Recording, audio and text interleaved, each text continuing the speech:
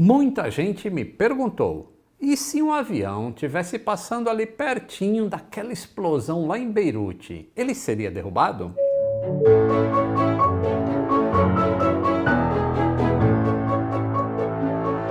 Saudações aeronáuticas, tudo bem com vocês? Tudo bem. E olha essa mochila, que legal. E tem outro tipo aqui, olha só. Você encontra tudo na loja do aviõesemúsicas.com.br. No começo de agosto, uma das maiores explosões em áreas urbanas nos últimos anos aconteceu em uma das mais famosas cidades do Oriente Médio. E hoje a gente vai falar um pouco do que já se sabe sobre o tipo e os danos causados pela explosão, e quais as consequências que teve e poderia ter tido para as operações no aeroporto daquela cidade. Beirute é muito bonito, né? Cosmopolita, capital do Líbano, fica lá na costa sudeste do Mar Mediterrâneo, cercada ali de montanhas que fazem fronteira com a Síria e também com Israel, do lado sul. Tem uma história conturbada de guerras, mas nos últimos anos vinha até se recuperando e voltando a ter aquela beleza que sempre foi a característica mais evidente. Infelizmente, um incêndio que começou na área portuária da cidade acabou chegando a um depósito de que, ao que tudo indica, tivesse cheio de nitrato de amônio, um fertilizante que, se exposto a altas temperaturas, libera uma grande quantidade de água, nitrogênio e oxigênio em uma velocidade muito grande. Estavam estocados nada menos que 2.750 toneladas desse material. E o potencial explosivo disso era de cerca de 240 toneladas de TNT, o que dá aí mais ou menos 10% da explosão não intencional mais forte que se tem notícia, que foi o acidente de 1917 entre dois navios cargueiros em Halifax, no Canadá. E a diferença primordial entre os agentes explosivos e a força da explosão nesses dois eventos explica um pouco das consequências que um avião poderia sofrer se fosse exposto ao que aconteceu na capital libanesa. O acidente de Beirute aconteceu no final da tarde, um horário em que normalmente a gente teria muitos voos pousando lá na capital do Líbano, que é o hub da MEA, a Middle Eastern Airlines. Mas por conta da pandemia, da Covid, o movimento lá no Rafik Hariri International Airport anda bem devagarzinho. E até onde a gente sabe, não tinha nenhum avião na aproximação final quando a explosão aconteceu. Mas e se tivesse um avião? Bem, é relativamente sensato assumir que um avião ou helicóptero que passasse exatamente acima da explosão, a baixa altura, sofresse danos o suficiente para ser derrubado, como eu mesmo falei nos stories lá no Instagram. Aliás, se você não me segue no Instagram, por favor, vá lá seguir, porque eu falo algumas coisas assim mais rápidas do que fazer um vídeo. Mas e da perspectiva de um avião em aproximação para o aeroporto, que seria um cenário mais plausível? Quais seriam as consequências? Para tentar jogar alguma luz sobre essa questão, a gente primeiro precisa saber onde foi a explosão e onde um avião em aproximação final estaria mais próximo dessa explosão. A aproximação para Beirute é tida, aliás, por muitos pilotos como uma das mais bonitas do mundo. E essa foto aí, ó, de um comandante de um 767 virando o pescoço, não nos deixa mentir. A pista que ele está pousando é a preferencial para pousos do aeroporto libanês, é a 16.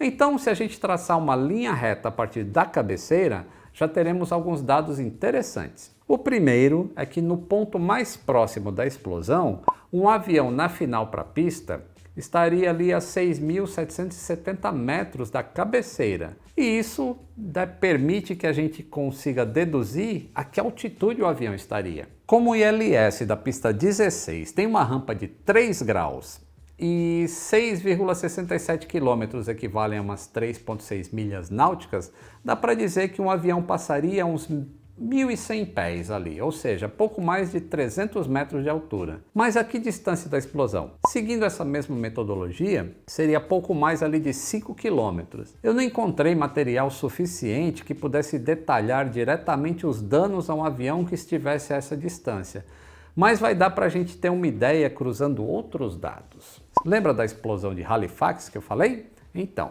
diferente da explosão de Beirute, ela foi provocada por material bélico mesmo, desenhado para explodir com uma violência específica. Isso aí já explica em parte o porquê do número de vítimas em Beirute ser muito menor. Lá em Halifax aconteceu uma onda de choque. Em Beirute aconteceu uma onda de pressão.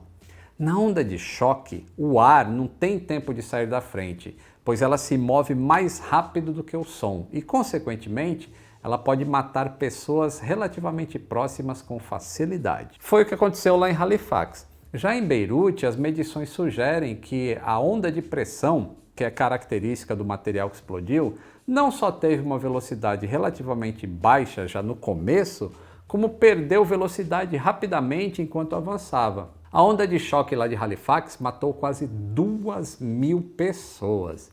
A onda de pressão em Beirute, cerca de 200 pessoas. Ainda que ambas causem confusão, dor, um som ensurdecedor, a onda de pressão tem um potencial destrutivo muito menor. Embora o estrago que a explosão causou com mais de 300.000 desabrigados e a lista de mortos e feridos seja imensa, precisamos ver os danos mais distantes para entender como ela poderia afetar um avião em aproximação final para Beirute. Como esse estudo, em parceria com a Agência Espacial Francesa, mostra, até navios próximos da explosão foram tombados, mas prédios totalmente destruídos ou com danos severos concentram-se num raio de cerca de apenas 1 quilômetro da explosão, o que infelizmente já fica no alcance de 4 importantes hospitais da cidade. E muitas vítimas fatais estavam justamente nesse raio. A pouco mais de 1 quilômetro estava também a noiva, que estava no meio da sessão de fotos, você lembram?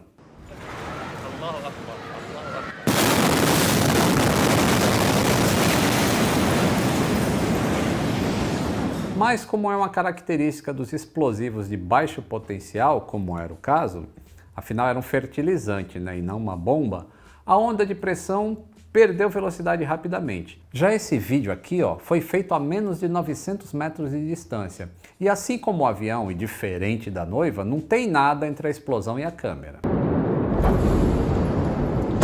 Mas o nosso avião hipotético, vindo para o pouso, estaria em outra direção. E como se pode ver nessa foto tirada de um avião na aproximação para pouso em Beirute, entre o avião e a explosão ficam os imensos silos de grãos, que absorveram uma parte importante do impacto e de certa forma protegeriam o que tivesse exatamente atrás deles. É o caso exatamente do escritório da BBC, a pouco menos de 2 km da explosão. Dá para perceber o tremor que chega antes e a onda de pressão que chega segundos depois.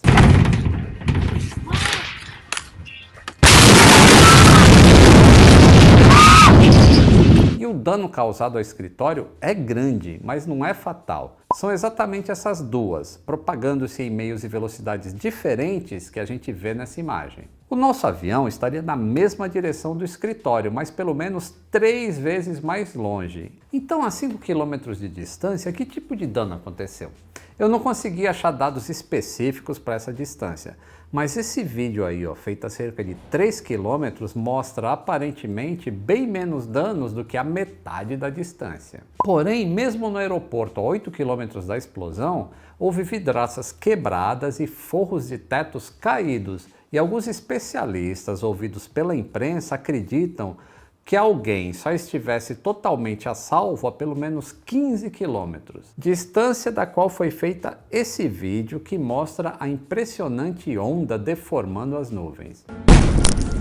Mas no aeroporto, que fica na metade dessa distância, a própria MEA reportou que nenhum dos seus aviões no solo sofreu dano significativo. E isso revela uma diferença importante entre prédios e veículos. A própria maneira como veículos são construídos e os materiais usados fazem com que eles resistam melhor a esse tipo de evento. E por mais que a gente não seja especialista em explosão ou engenheiro, a gente consegue ter uma boa pista do dano que um avião sofreria na final para Beirute às 18h09 da noite daquele dia 4 de agosto. Ele vem de um outro vídeo, filmado por um grupo de mergulhadores dentro de um barco. Pelo tempo que o som leva para chegar até eles, a gente pode ter uma ideia da distância que eles estavam. Oh my God!